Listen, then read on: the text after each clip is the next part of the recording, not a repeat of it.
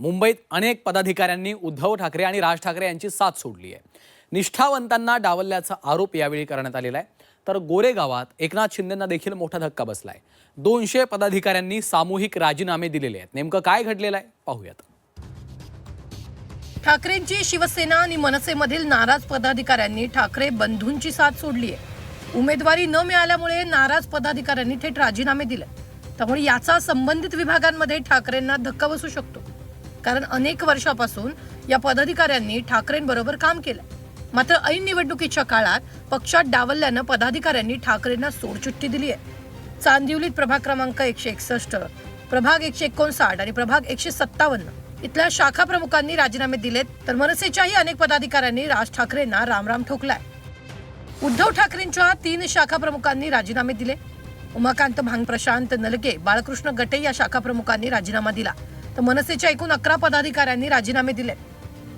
चांदिवलीतील ठाकरेंच्या शिवसेनेचे पदाधिकारी उमाकांत भांगिरे यांनी विभाग प्रमुख सोमनाथ सांगळेंवर गंभीर आरोप केला। MIM मधील आयात मुस्लिम उमेदवाराला पैसे घेऊन तिकीट दिल्याचा गंभीर आरोप त्यांनी केला। चांदिवली विधानसभेमध्ये निष्ठा विकली गेली।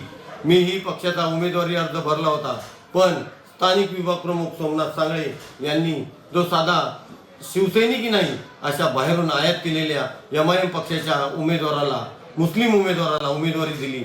मराठी माणसाची निष्ठा तुटपुंज पैशासाठी विकली गेली। पक्ष मराठी माणसाचा मुद्दा घेऊन आज पुढे चाललेला आहे। अशामध्ये मी मुस्लिम उमेदवार घेऊन मराठी माणसाचा मुद्दा काय घेऊन पुढे जाऊ? वांद्रे येथील प्रभाग क्रमांक 97, प्रभाग क्रमांक 98 मधील मनसेच्या 11 पदाधिकाऱ्यांनी राजीनामे दिले। जवळपास 12 वर्ष मनसेसोबत एकनिष्ठ असलेल्या पदाधिकाऱ्यांनी नाराजी व्यक्त करत मनसेमधून बाहेर पडण्याचा निर्णय घेतला। या गोष्टी ज्यावेळी निवडणुकीच्या तोंडावर या गोष्टी होत असतात, पण जर तुम्ही म्हणालात की अंधेरीमध्ये किंवा इतर ठिकाणी लोक राजीनामे देत आहेत, तर ही अंधेरीची एक घटना फक्त तेवढी आहे। 227 वॉर्ड आहेत, त्याच्यामध्ये अंधेरी असेल, बँड्रा असेल, असे किरकोळ 1-2 ठिकाणी या गोष्टी झालेल्या आहेत। पण तुम्ही एक लक्षात घ्या की अनेक मोठे कार्यकर्ते, मोठी फळी आमच्याकडे तिकडे असते। प्रत्येक प्रभागामध्ये 5-25 कार्यकर्ते इकडे तिकडे होत असतात, पण कालांतराने त्यांना कळेल की त्यांचा निर्णय हा चुकलेला आहे। केवळ ठाकरे बंधूच नव्हे तर शिंदेंच्या शिवसेनेला देखील गोरेगावमध्ये मोठा धक्का बसलाय। शिवसेनेत विभाग प्रमुख गणेश शिंदेसह सुमारे 200 पदाधिकाऱ्यांनी राजीनामे दिले। पक्षात नव्यानं येणाऱ्यांना पद आणि उमेदवारी दिल्यामुळे जुने शिवसैनिक नाराज झाले। गणेश शिंदे साहेबांनीच आम्हाला या पक्षात आणलं। आज त्यांना एकनाथ शिंदे साहेबांनी उमेदवारी देणार म्हणून सांगितली।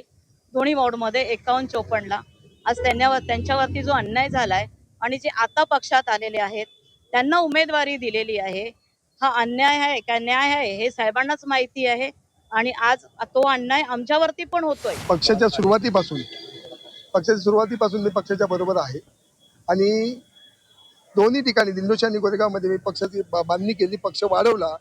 आणि या ठिकाणी महानगरपालिकेच्या निवडणुकीला 51 आणि 54 मध्ये कुठेतरी आपल्याला एक उमेदवारी देण्यात येईल असं आम्हाला आश्वासन देण्यात आलं होतं। आणि त्या मागून आलेल्या नगरसेवकाला या ठिकाणी तिकीट देण्यात आलं। पालिका निवडणुका जाहीर झाल्यानंतर अनेक पक्षांमध्ये मोठ्या प्रमाणावर इन्कमिंग झाली आहे।